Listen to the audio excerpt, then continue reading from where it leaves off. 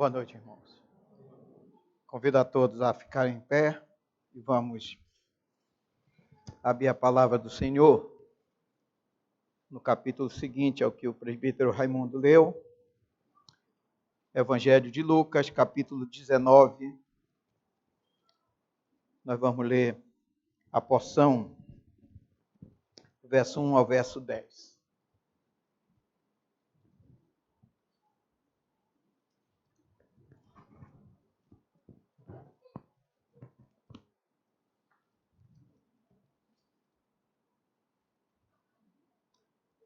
Diz assim a palavra do Senhor.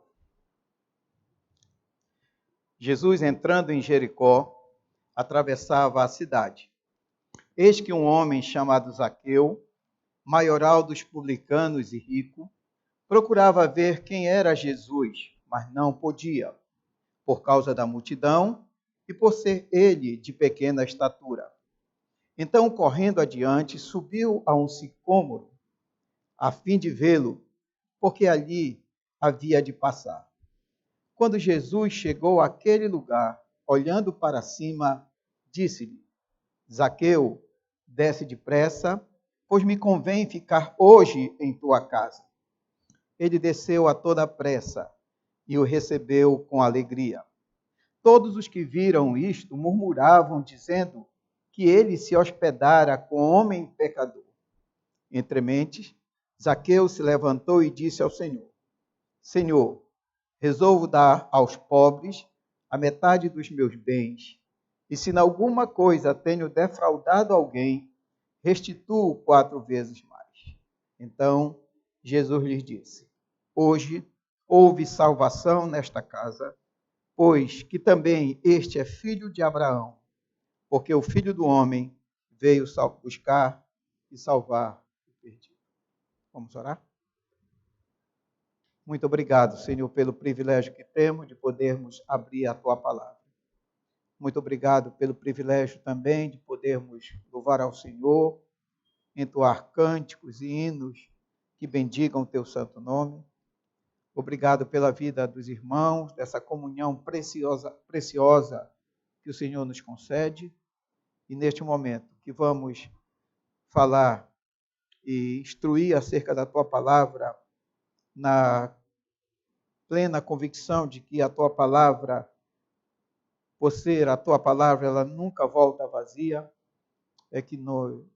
que chego até aqui, rogando a Tua graça, a Tua bênção, e clamando que o Senhor possa me dar a clareza necessária e que não sirva de impedimento para que aqueles que estão aqui possam atentar e ouvir a Tua palavra e o recado que o Senhor mesmo quer dar.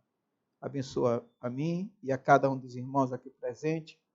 E se porventura há alguém que ainda não confiou a sua vida ao nosso Senhor e Salvador Jesus Cristo, que o Senhor possa salvá-lo nesta noite. É a minha oração, em nome de Jesus, o nosso Senhor bendito. Amém, Senhor. Os irmãos podem assentar.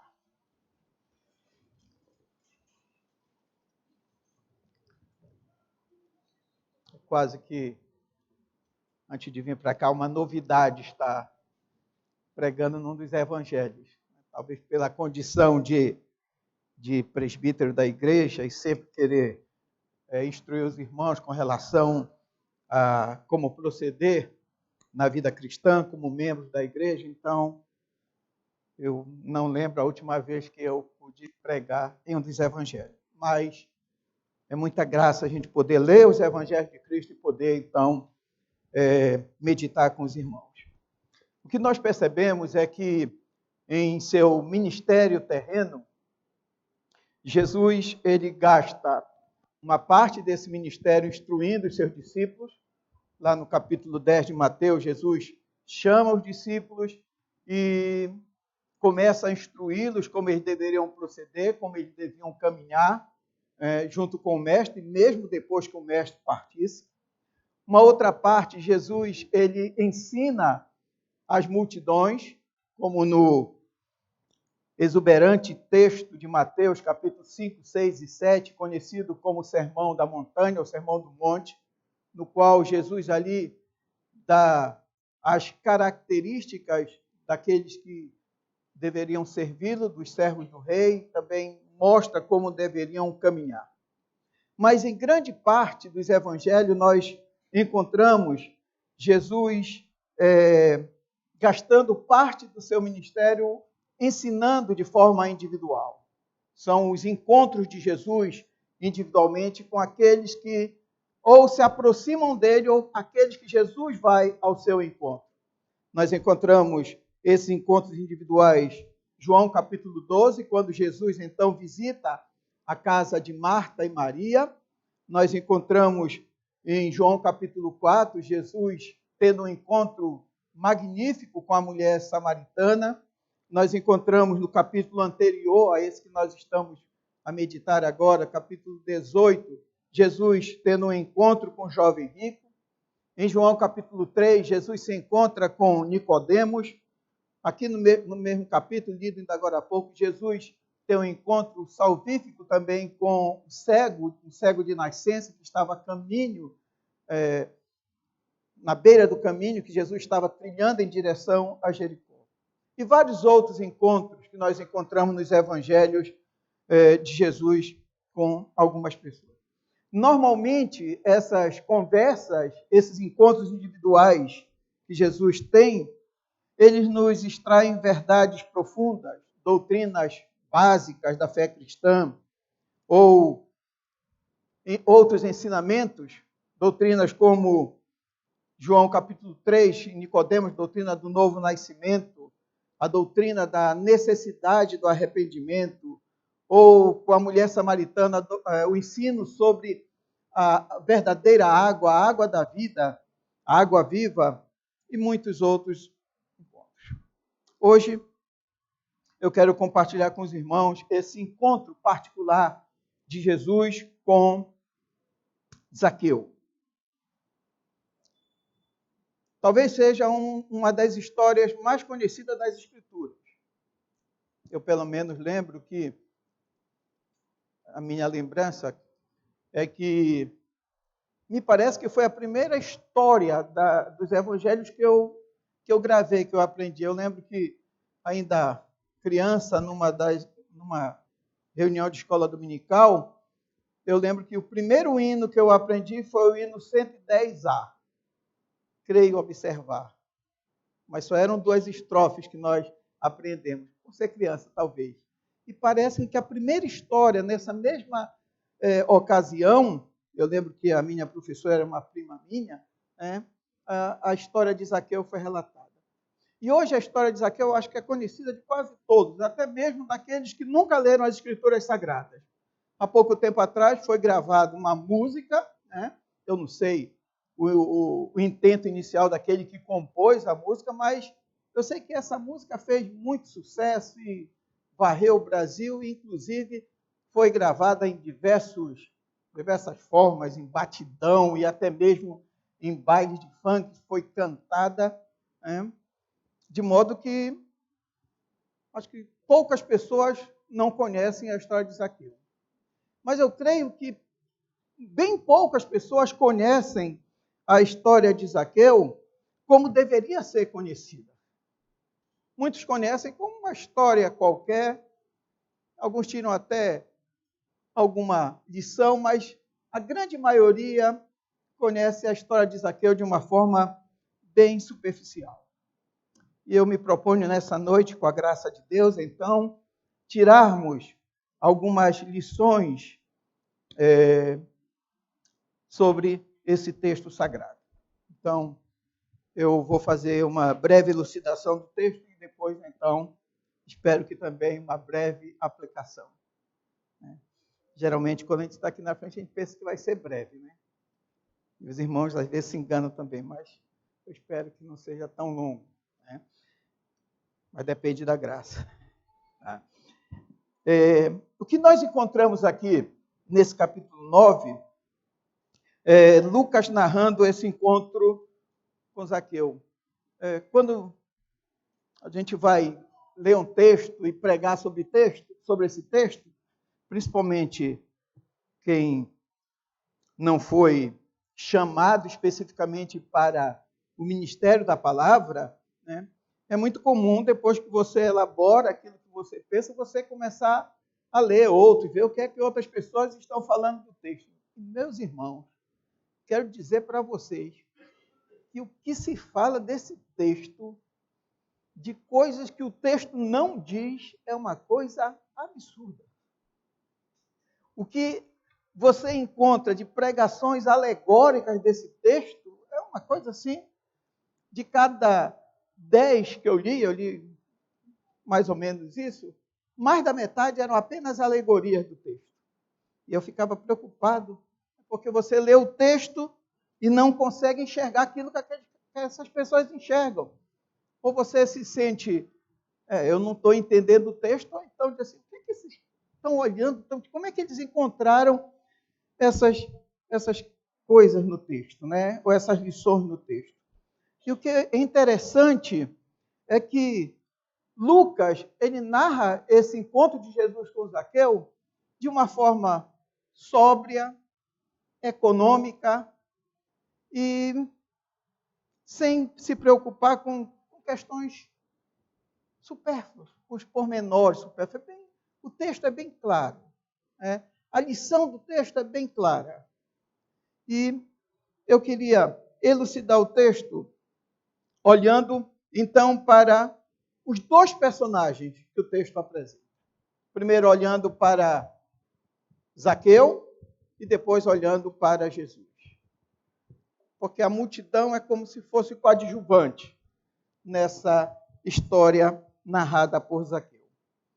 O texto, ele relata que Jesus estava indo em direção a Jerusalém, o capítulo anterior nos mostra isso. Jesus prediz a sua morte. Essa é a última semana de Cristo, né? Nesta mesma semana, Jesus vai entrar em Jerusalém e logo em seguida vai ser levado à cruz, vai ser morto. Então, Jesus está indo em direção a Jericó, né? Para chegar até Jerusalém. Jesus, então, vai obrigatoriamente passar por Jericó. Jericó era uma cidade, naquele contexto, muito importante. Era nós chamamos isso em geografia, né, de entreposto comercial. Era uma rota de comércio. Né? Estava localizada estrategicamente, porque ligava a Judéia, a Arábia, a Pérsia, ao Egito. Né? Geograficamente, eu gosto de geografia, né? Então, geograficamente, hoje seria onde nós temos Israel, vindo do sul da Síria, onde nós temos as colinas de Golã, passando então pela Cisjordânia e chegando até Jerusalém. Né? Pegando grande parte de Israel e a região hoje da Palestina ocupada por Israel, a região da Cisjordânia. Então, Jericó está localizada nesta área, era um entreposto comercial. Os historiadores dizem que lá se fabricava um bálsamo muito importante, um perfume muito importante. Então, ela era considerada uma cidade comercial. Também era religiosamente chamada de cidade dos sacerdotes. Então, muitos sacerdotes, muitos rabinos da religião judaica, né, estavam ali naquela região. Jesus, então, está indo em direção a Jerusalém. Ao se aproximar de Jericó, encontra um cego. O cego pergunta o que está acontecendo, porque a multidão que está acompanhando Jesus é enorme. Então, o cego vê aquele rebuliço todo, pergunta o que está acontecendo. Então, dizem que é Jesus que está passando por ali.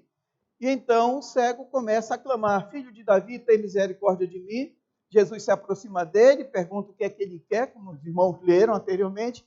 E ele diz que ele gostaria de enxergar.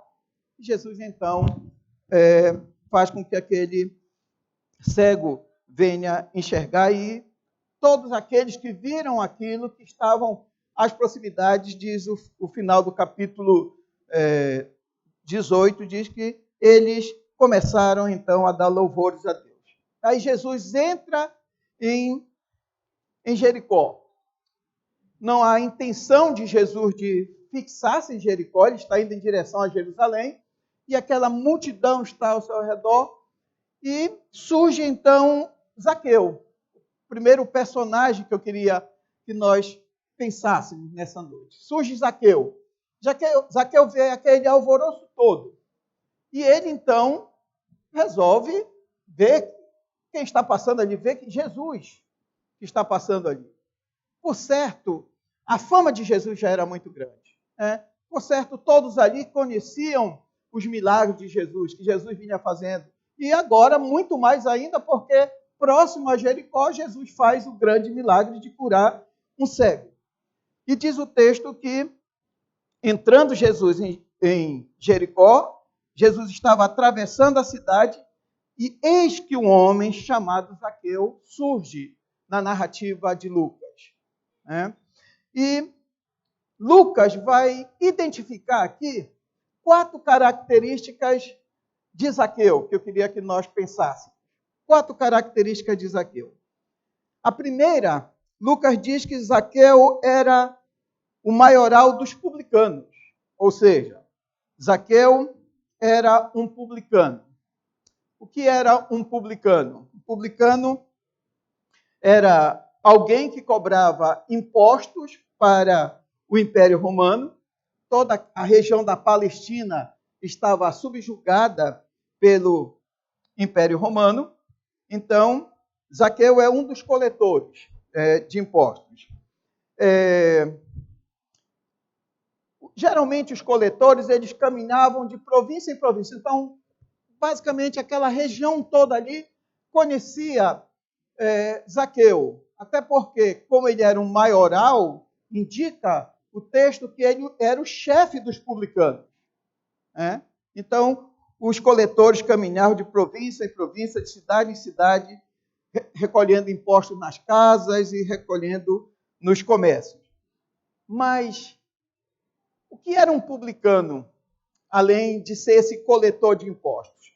Na concepção religiosa da época, naquele contexto ali, os publicanos eles eram conhecidos como os pecadores públicos. Era como se esses publicanos tivessem gravado na testa deles que eles eram pecadores. Ora, todos nós somos pecadores. Mas eles eram considerados pecadores públicos. Eles eram considerados como aqueles que estavam fora do alcance de qualquer possibilidade de arrependimento. E na tradição rabínica,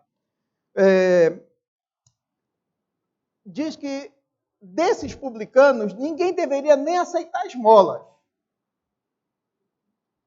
E nem tampouco esses publicanos poderiam servir de testemunhas para alguma coisa.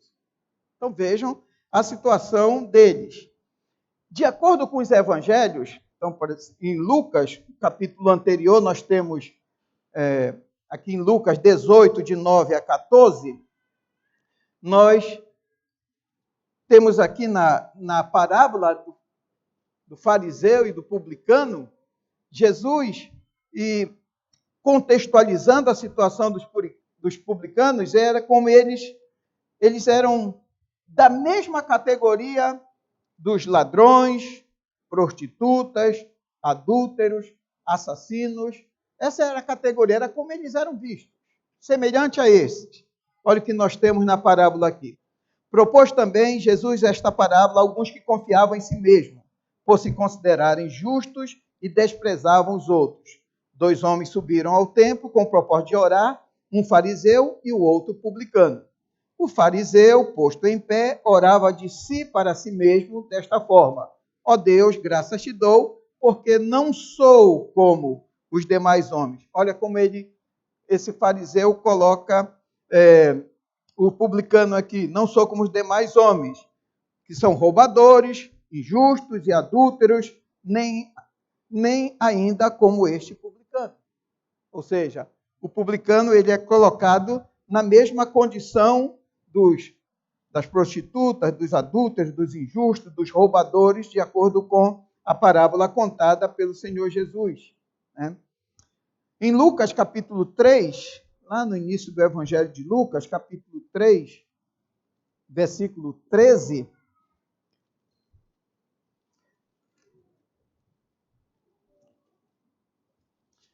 quando João Batista está pregando e muitos se aproximam de João para serem batizados, diz a partir do verso 10, que as multidões interrogavam, dizendo: o que havemos, pois, de fazer?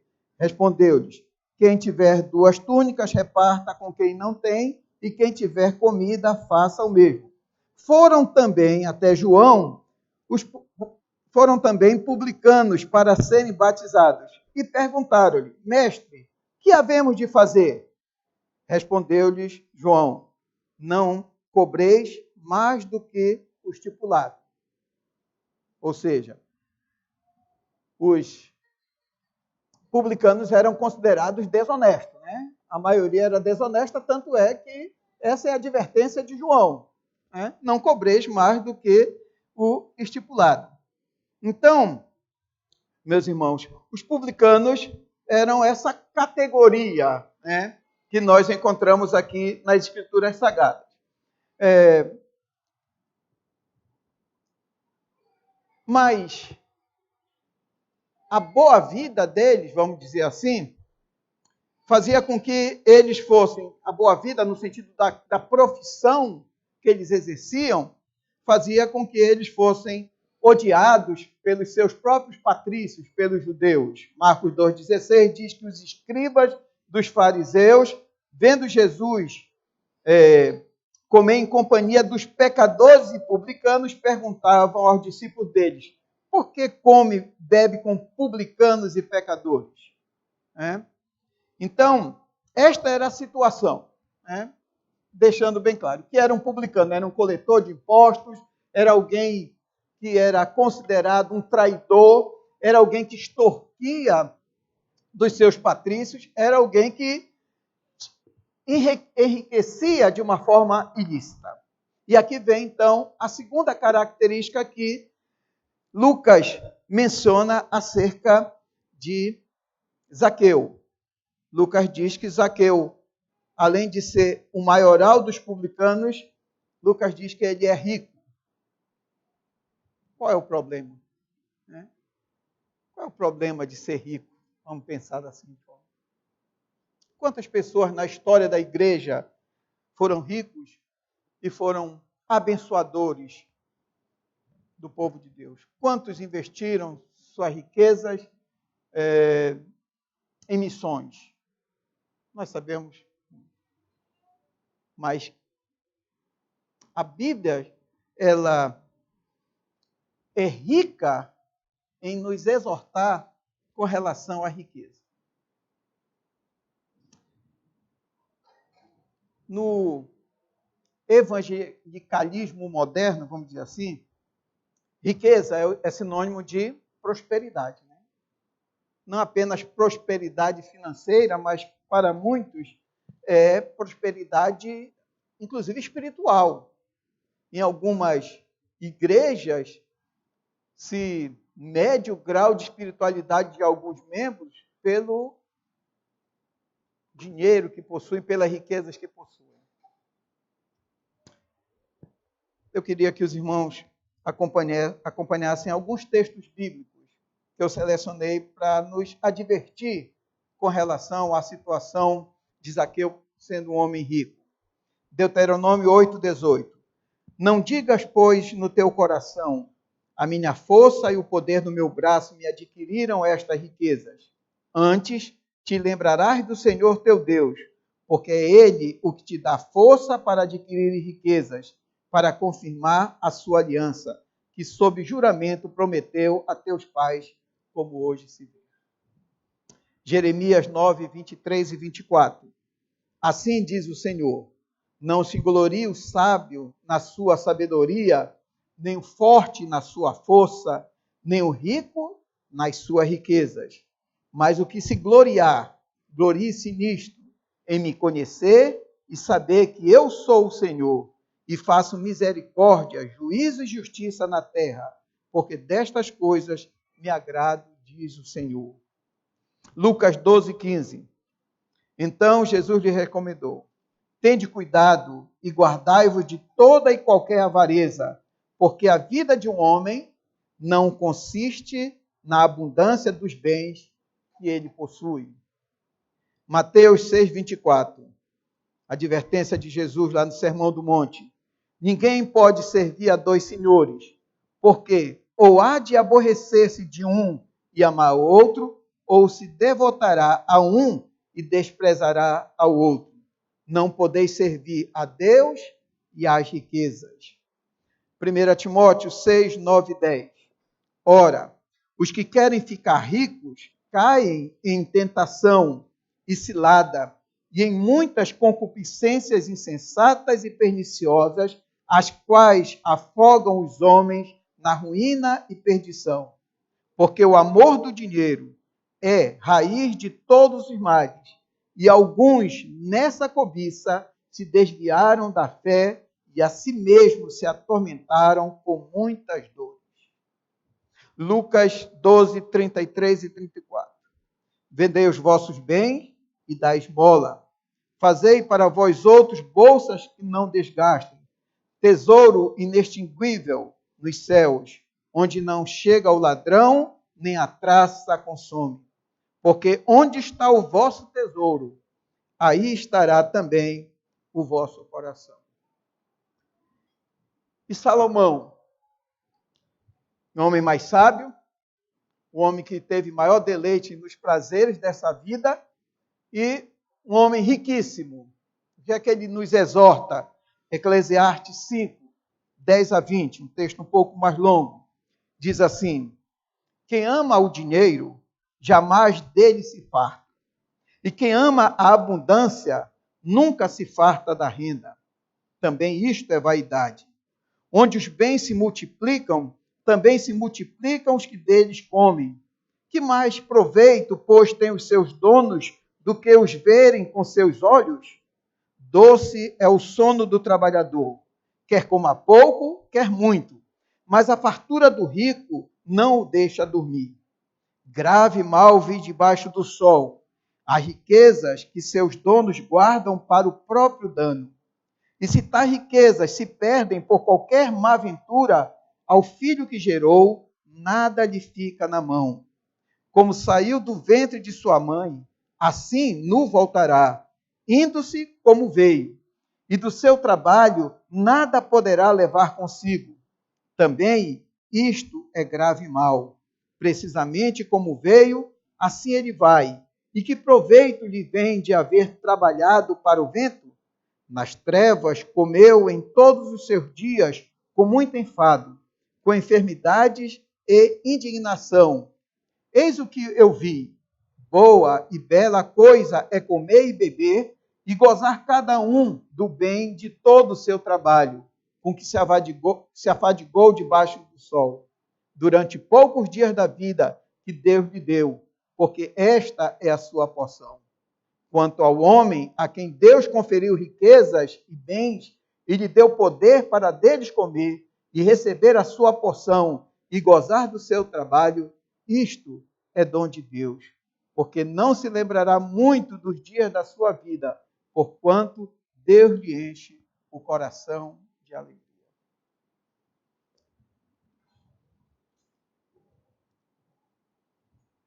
Diz o texto que Zaqueu, ele não era um mero publicano, mas ele era o maioral dos publicanos. Era, portanto, muito rico. Sua riqueza, obviamente, tinha uma origem duvidosa, como já mencionei anteriormente. E, por certo, ao Lucas caracterizá-lo como rico, o inclui nessa situação de grande perigo. As riquezas podem ser um bem para cada um de nós, quando bem utilizadas, de acordo com aquilo que a palavra de Deus mesmo nos instrui. Mas é um grande risco, é uma grande cilada, se não soubermos utilizá-la da forma correta e se deixarmos que a riqueza ela encha o nosso coração, ao invés do Senhor e da sua palavra. Zaqueu é um homem rico e está nessa condição de grande dificuldade. A terceira característica que nós encontramos em Zaqueu seguindo o texto, diz assim: Zaqueu, maioral dos publicanos e rico, procurava ver quem era Jesus, mas não podia por causa da multidão e por ser ele de pequena estatura. Lucas relata que Zaqueu era um homem de pequena estatura. Quando eu li, era tanta especulação sobre essa pequena estatura. Um grande pregador presbiteriano, ele, no sermão dele lá, ele diz assim: por certo, ele sofria muito bullying. E começou a falar um monte de coisa. Eu disse: a Bíblia não está dizendo isso aqui, né? Se a Bíblia não está dizendo nada do que ele sofria, pode até ter sofrido grande dano. Se fosse hoje, na escola sofreria muito, mas a Bíblia não relata nada sobre isso. Não convém a um pregador da palavra de Deus especular naquilo que a palavra de Deus não é clara. O fato é que ele era um homem pequeno. Isso era um problema? No texto diz que sim. Era um problema. Qual era o objetivo dele? Jesus estava passando, ele queria ver Jesus. Os homens de maior estatura estavam na frente dele, a multidão estava na frente dele, não conseguia enxergar. Então era um problema. Nesse contexto era um problema. Pode ter tido outros problemas, mas eu só quero me deter nesse problema aqui. Ele era de baixa estatura, não conseguia enxergar. O que é que ele faz, então? Só tem uma alternativa aqui. Eu vou subir num local alto para enxergar a Jesus. Eu quero ver a Jesus. Então, vou subir num lugar alto. E o texto diz que ali tinha um sicômoro. Não tinha um prédio. Tinha um sicômoro. O sicômoro era uma árvore, ela era conhecida como uma figueira brava. Ela dava uma espécie de fruto que, segundo a minha leitura nos historiadores lá do texto, eles dizem que era um figo de qualidade inferior, que basicamente apenas as pessoas mais pobres tinham acesso, ou apanhavam esses figos. Tem um texto lá no profeta Amós que diz que Amós era um apanhador desses figos. Mas o fato é que tem um sicômoro, dizem que era uma árvore relativamente baixa, os galhos eram baixos. Eu nunca subi numa árvore assim, Quando era menino tinha maior medo. Uma das coisas que eu me alegro é que eu nunca quebrei nada, Porque não me arriscava, Não me arriscava, Então, a árvore era baixa, Dizem os historiadores que facilitou que ele subisse nos galhos e que as folhas eram largas, mais ou menos como as folhas da bananeira. Como ele era uma pessoa conhecida e odiada, segundo os historiadores, facilitava com que ele subisse e se escondesse atrás daquelas folhas para enxergar Jesus. Eu não sei se era assim, porque eu não conheço esse como. Estou dizendo que os historiadores, os que leram o texto e o contexto, afirmam. Mas o fato é que ele sobe nessa árvore. E qual é o objetivo dele? Ver a Jesus. E aqui eu tenho, então, a quarta característica que o texto nos apresenta acerca de Zaqueu. Zaqueu era um publicano, era um homem rico, era um homem de baixa estatura. E se eu posso dizer que essas três primeiras características eram características que eu incluiria como características negativas, a quarta característica é uma característica positiva. Diz o texto sagrado que Zaqueu desejava conhecer a Jesus. Zaqueu desejava conhecer a Jesus. Esse desejo pode ser fruto de uma curiosidade. Todo mundo fala de Jesus, ele vem fazendo os grandes milagres. Eu posso ser um curioso e quero conhecer a Jesus e vou subir numa árvore e ver quem é esse Jesus que faz todos esses milagres. Pode ter sido uma curiosidade. Muitos veem a igreja por curiosidade. Muitos veem a nossa igreja por curiosidade. Eu já conversei com alguns curiosos, porque parece que a igreja de vocês é uma igreja diferente, Que bom. Curiosidade. Alguns até ficam. Ou alguns ficam durante o tempo e depois vão embora. Não é verdade? Mas Pode ser uma... Zaqueu, o texto não deixa claro, não diz. Zaqueu foi procurar Jesus por curiosidade. Mas pode ser. Mas, se for uma curiosidade, que santa curiosidade. Mas, pela situação de Zaqueu,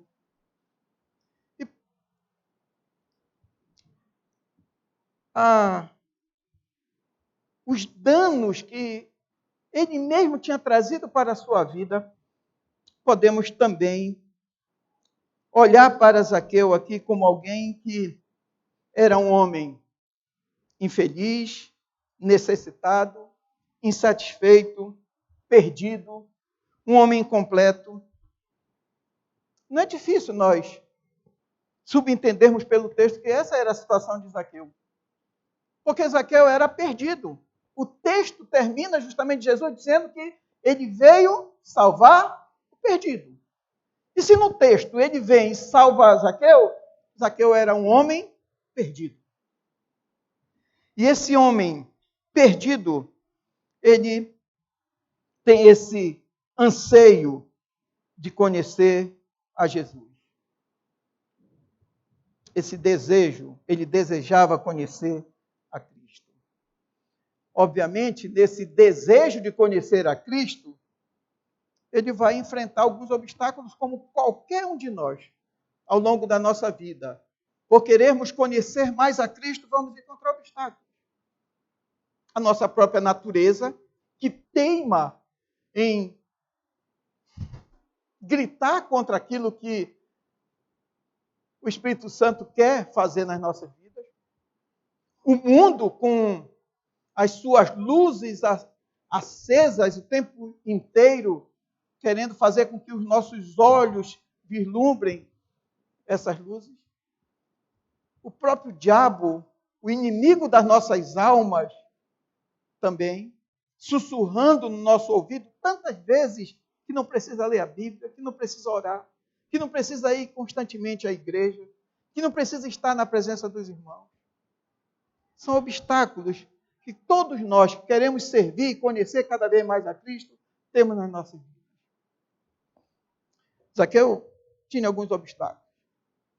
O obstáculo da multidão, que não permitia que ele enxergasse a Cristo, e da multidão que depois vai murmurar contra ele, contra o próprio Cristo, porque Cristo estava comungando com ele em sua casa, o obstáculo da sua condição física, o obstáculo do seu status social, por certo, um homem odiado, a própria família dos publicanos, ela arredia, ela ficava odiada, ela era odiada também. Então, muitos obstáculos vão ter. Mas só é isso que eu quero falar sobre Zaqueu. Porque é só isso que a Bíblia apresenta aqui. A lição de Zaqueu que nós podemos tirar, meus irmãos, é que deve haver em nós, em cada um de nós, um profundo desejo de buscar a Deus. Um profundo desejo de buscar a Deus. Jeremias 29:13 diz: buscar-me-eis e me achareis quando me buscardes de todo o coração. João 6:37 diz: todo aquele que o Pai me dá, de Jesus, esse virá a mim, e o que vem a mim, de modo nenhum o lançarei fora.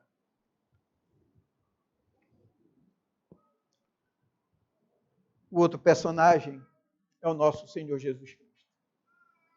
É o outro personagem desse encontro.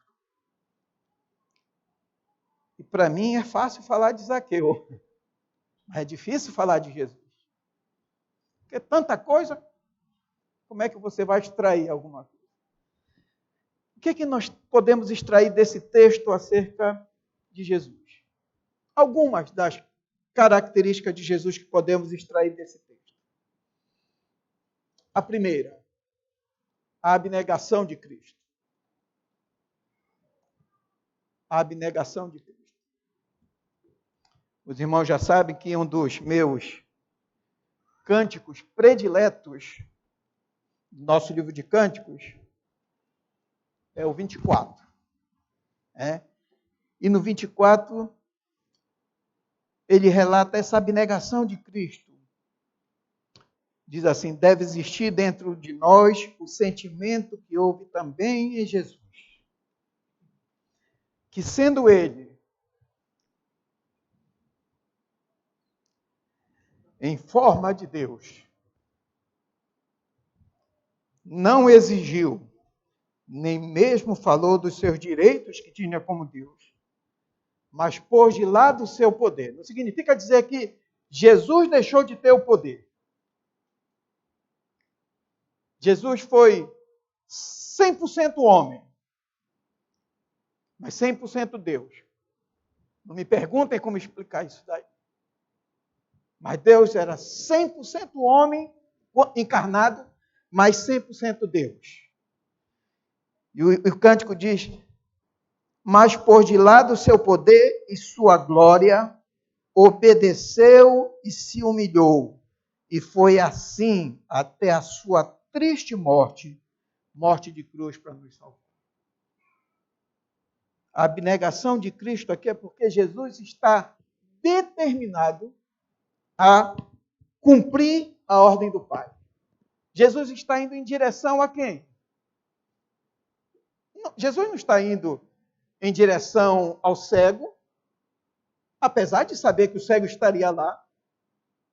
Jesus não está indo em direção a Zaqueu, apesar de saber que Zaqueu estaria naquela árvore, naquele sicômoro. Jesus está indo em direção à cruz. Jesus está indo em direção à cruz e ele relata isso a partir do verso 31, que foi o texto que o presbítero Raimundo leu. E Jesus relata o que vai acontecer com ele e é impressionante como os discípulos que estavam com Jesus não compreenderam. O versículo 34 diz: eles, porém, nada compreenderam acerca destas coisas. Não entenderam o sentido. É difícil a cada um de nós entendermos o grau de abnegação de Cristo, que, sendo Deus, se tornou homem para cumprir a vontade do Pai, morrer na cruz do Calvário para salvar aquele que estava perdido. Eu e vocês e todos quantos na face da terra um dia se dobrarão seus joelhos diante do Cordeiro que tira o pecado. A abnegação de Cristo. A segunda característica que dá para nós olharmos no texto é a onisciência de Cristo. Se a primeira, a abnegação, indica que Cristo era verdadeiramente homem, essa segunda indica que Jesus Cristo era verdadeiramente o quê? Deus. Porque só Deus é onisciente. Só Deus conhece todas as coisas. Cristo estava determinado em salvar Zaqueu. Cristo conhece a Zaqueu. Eu vou ler novamente o trechozinho. Quando ele chegou àquele lugar, olhando para cima, disse: ei, rapaz que está em cima, desce. Ei, você que está curioso, desce. Não. Jesus de Zaqueu. Jesus chama aquele homem pelo seu nome. Jesus conhecia Zaqueu. Da mesma forma como Jesus, ele conhecia Natanael embaixo da figueira.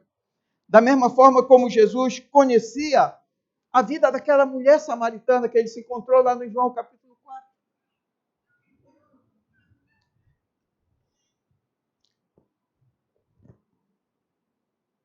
João capítulo 4, meus irmãos.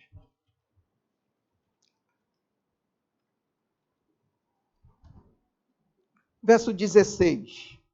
Jesus tem aquele encontro, se revela a mulher samaritana de que ele é a água viva, né? No versículo 15, a mulher diz assim: Senhor, dá-me dessa água para que eu não mais tenha sede, nem precise vir aqui buscá-la. Disse-lhe Jesus: Vai, chama teu marido e vem cá. Ao que lhe respondeu a mulher: Não tenho marido. Replicou-lhe Jesus: Bem disseste, não tenho marido. Porque 5 maridos já tivesse, e esse que agora tens não é teu marido. Isto disseste com verdade. Senhor, disse-lhe a mulher: Vejo que tu és profeta. Tu sabe da minha vida?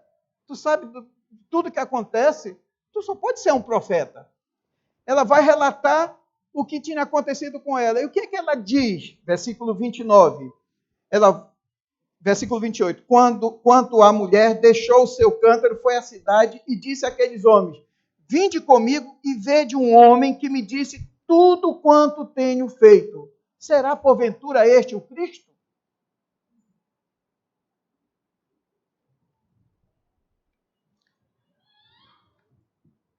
Jesus toma a iniciativa, entra na cidade, olha para aquela árvore, vê Zaqueu e chama Zaqueu pelo nome.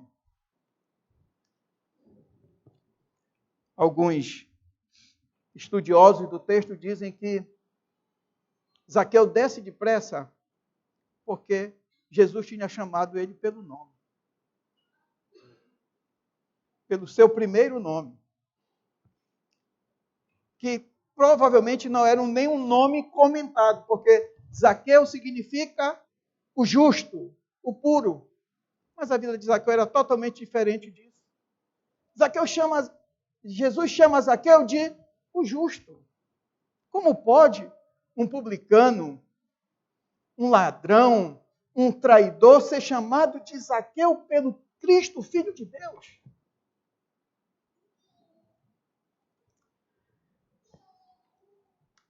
O texto nos fala, então, da onisciência de Cristo. A terceira característica que nós encontramos em Cristo é que Cristo é cheio de amor. Cristo está determinado em amar o pecador. Cristo conhecia o passado de Zaqueu, mas o seu amor era tão grande por Zaqueu, tão grande por aquele perdido, que Jesus resolve comungar com Zaqueu. Quando é que nós consideramos uma pessoa íntima nossa? Acho que na maioria das vezes, quando nós convidamos para ir na nossa casa almoçar. Nós não convidamos todas as pessoas para almoçar nas nossas casas. Não é verdade? Muitos de vocês nunca foram almoçar na minha casa. Porque é longe. Mas nós somos amigos. Mas a intimidade aumenta quando nós convidamos alguém para ir na nossa casa. Significa dizer que é alguém muito próximo. Nós queremos ter comunhão. Isso indica que nós queremos ter o quê? Comunhão. O que é que Jesus diz? Zaqueu, desce depressa. Hoje eu vou à sua casa. Não é Zaqueu que convida Jesus, é Jesus que se convida. Que amor! Eu quero comungar com você. E se para Zaqueu eu separei 4 características, eu não podia fazer menos com Jesus. E a 4ª característica que eu encontro no texto acerca de Jesus é que Jesus é gracioso. Jesus é gracioso. Jesus está determinado em presentear Zaqueu. Isso é graça. Graça é um presente imerecido. Jesus está desejoso de presentear Zaqueu com a sua graça, com a salvação. A salvação que não é obtida por meio da religião, da mera religião. Como eu disse, Jericó era conhecida como a cidade dos sacerdotes, mas Jesus em Jericó não vai falar com nenhum dos sacerdotes. Ele vai à procura de um pecador inescrupuloso, e esse pecador inescrupuloso está sendo alvo da graça de Jesus. É assim que Deus age. Nós não agimos assim. Nós geralmente presenteamos alguém que nós achamos que merece aquele presente. Mas Jesus está disposto a presentear alguém que não merecia nada. Jesus nos presenteou com a salvação e nós não merecíamos nada. Ou melhor, nós merecíamos ir para o inferno. E só não vamos para o inferno, porque esse Jesus, ele é gracioso. E nos presenteou com grande salvação. É o encontro. E qual é o desenlace final desse encontro? Versículo 6.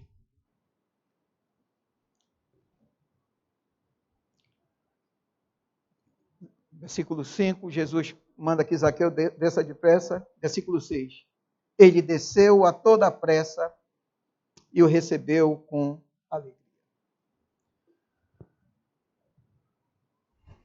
A evidência desse encontro de Zaqueu com Jesus se manifesta na disposição de Zaqueu para obedecer. Ele desce depressa. Ele não titubeia. Diz o texto que ele desce depressa. Ele nem questiona. Mas por quê? Por que eu tenho que descer? Por que você tem que ir na minha casa?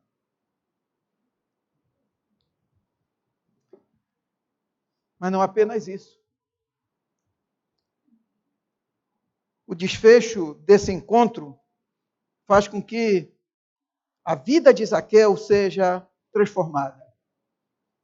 Aquele que extorquia, que roubava os seus próprios patrícios, aquele que amava a riqueza, diz o texto agora, no versículo, a partir do versículo 8, diz que Zaqueu se levantou e disse ao Senhor: Senhor, resolvo dar aos pobres a metade dos meus bens, e se em alguma coisa tenho defraudado alguém, restituo 4 vezes mais.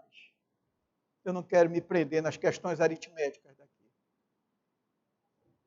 Mas aqui você tem um homem que foi mudado. E que agora tem uma disposição para amar e socorrer os necessitados. Diz Tiago que esta é a verdadeira religião. Não apenas socorrer os necessitados, mas corrigir as faltas do passado.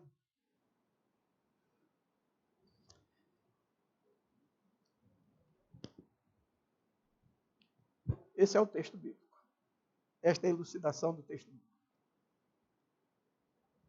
2 aplicações. Primeiro, a nós crentes.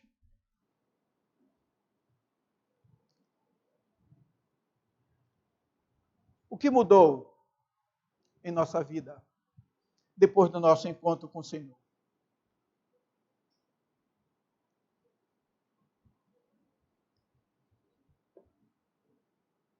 Mudou muita coisa?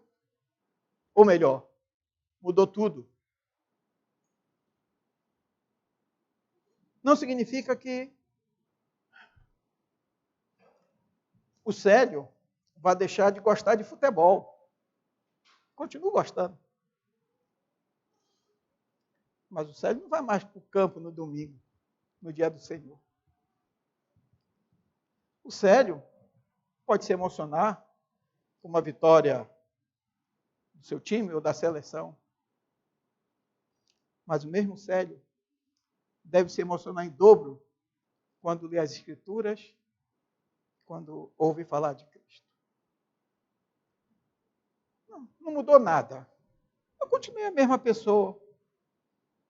Apenas agora venho à igreja. Tenho amigos fabulosos, ninguém fala mal de mim. mudou nada, eu continuei a mesma pessoa, eu faço as mesmas coisas que eu fazia antes e tudo bem. Pense bem. Porque se depois do encontro com Cristo, nós chegamos à conclusão de dizer que não mudou nada, as Escrituras dizem que a palavra de Deus, ela é aroma para a vida ou ela é cheiro de morte. Ninguém que se encontra com Cristo vai ser a mesma pessoa. Pense nisso. Aos descrentes, aqui presente. Se você nunca teve esse encontro salutar com o Senhor Jesus, se você não se vê pobre, nu, perdido nesse mundo, e olha para Cristo como um Deus cheio de amor e gracioso, desejoso de lhe ofertar o grande presente da salvação, que eu quero lhe dizer, não perca a oportunidade. Tenha a mesma prontidão que Zaqueu. Desça depressa do seu pedestal. Se quede aos pés do Senhor Jesus. Amém. Vamos orar.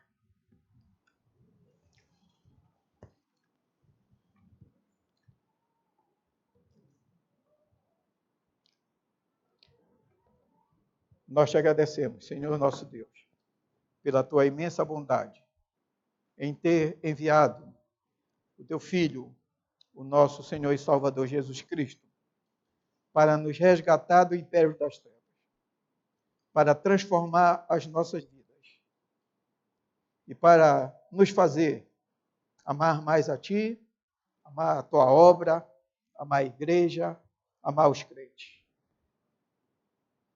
Éramos, como diz o apóstolo Paulo, vivíamos no mundo de acordo com os nossos próprios pensamentos, de acordo com o curso desse mundo. Mas Tu, graciosamente, misericordiosamente, nos encontrou nesse estado de pessoas inescrupulosas e nos salvou. Muito obrigado. Louvamos o Teu nome por isso. E rogamos que esta bênção possa ser manifesta na vida de todos aqueles que, porventura, estejam aqui e ainda não tiveram encontro com o Senhor. Que de forma graciosa, de forma milagrosa, essa bênção possa se estender na vida daqueles nossos amigos mais íntimos, irmãos, pais, mães, parentes, allegados que ainda não conhecem a Cristo. Não conhecem da forma que deveriam conhecer. Cristo, que conhece a cada um de nós, está disposto a ser gracioso para com cada um de nós. Louvamos o Teu nome pela Tua palavra e rogamos que o Senhor continue sendo bondoso e gracioso com o Teu povo que aqui se reúne. Oramos no nome de Jesus. Amém, Senhor. Peço ao presbítero Zoênio que escolha um cântico, vamos cantar. Depois desse cântico, eu vou pedir ao pastor Armando que venha até a frente, possa então orar e impetrar a bênção do Senhor. Livro de Cânticos, número 257.